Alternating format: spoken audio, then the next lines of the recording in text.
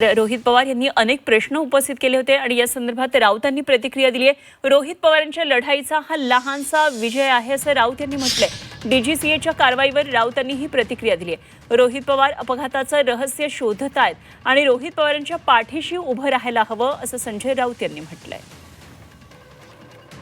रोहित पवार यांनी जी लढाई लढली आतापर्यंत त्याचा विजय आहे, लहानसा विजय आहे आणि यापुढे अजून एक मोठी लढाई ते लढतील असं मला दिसतंय।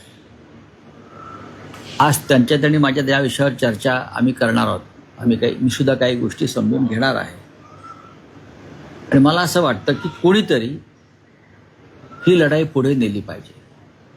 अजितदादांच्या निधनानंतर सगळे आजही ज्या पद्धतीचं मी वातावरण शोकसभेत पाहिलं